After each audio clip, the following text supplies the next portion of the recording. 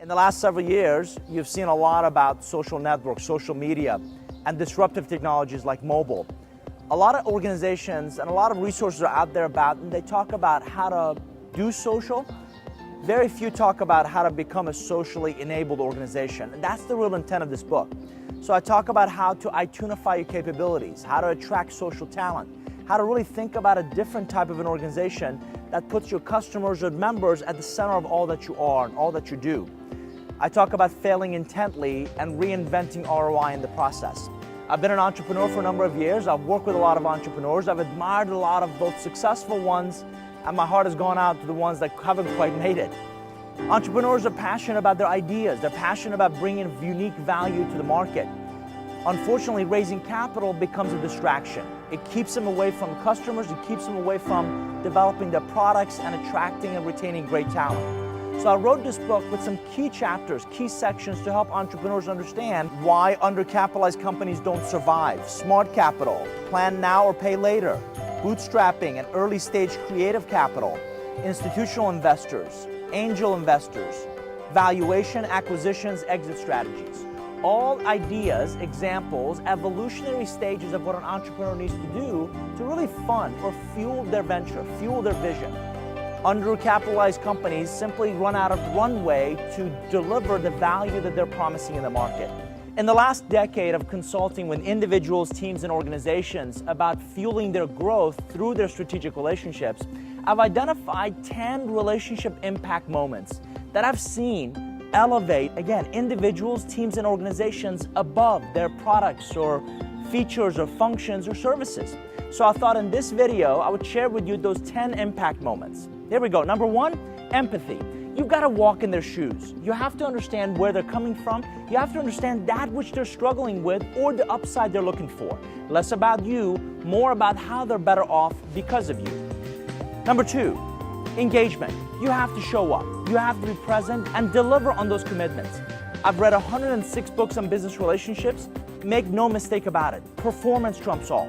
You have to be competent, you have to be capable, but most of all, you have to show up. You have to engage and influence their thinking and call to action. Number three, adaptability. You got to tailor it. At a very cellular level, I struggle with people who believe one size fits all. It doesn't. Their situation, their nuances, their industry is very unique. So what are you doing to tailor that solution, that impact for their unique situation? Number four, perspective. You've got to change their lens. I love meetings where the other side says, that's interesting, we haven't thought about it that way. If you're not bringing a unique lens, a unique perspective, unfortunately, you're going to get lost in the noise. Number five, conviction. You got to bring a point of view. You got to bring passion, you got to bring energy. Most importantly, you have to believe in your solution, more importantly, the outcome of that solution. My dad always told me, the first sale is to yourself. And a sale is also a series of yeses. So if you don't believe the outcome of what you bring, it's going to be very difficult for the other side to believe in that same impact. You've got to bring a point of view. Number six, collaboration. Make it stronger together. Given a common mission, common vision, or common enemy, that collaboration really does make it much stronger together. My best clients are the ones that are tough, they're smart, and we put our heads together in how do we create a better outcome, a better future state than where we are today. Collaboration, you got to make it stronger together. Number seven, selflessness. You got to reduce your self-interest. I visit with a CEO every 6 weeks or so over a cup of coffee at our local coffee shop. And the less I talk about my speaking or consulting engagements, the more I'm finding this CEO talks about that which he's struggling with, the challenges, the opportunities, and I can really lower my self-interest and help him raise the bar on his vision and the execution of that vision. Number eight, accountability. You've got to own it. Most relationships I know struggle with pointing fingers, and it wasn't our fault, and it was their servers or their services or whatever the case may be. You got to own it. By the way, if you didn't make any mistakes, you wouldn't be human. It's not that you make a mistake. It's what you choose to do about it after the fact. As an individual, as a team, as an organization, you take the high road and say, listen, we screwed up. Now here's how we're going to fix it.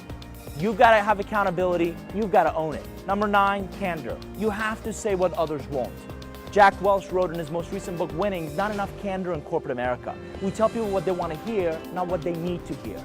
Candor elevates the relationship to a very different level. Number 10, improvement. You've got to up their game. I often ask individuals, how is that relationship better off because you're in that relationship with them? How are they better off because you interact or engage them? Think about mutually value-based relationships and what are you doing to raise the bar on the other person's performance, execution, and results.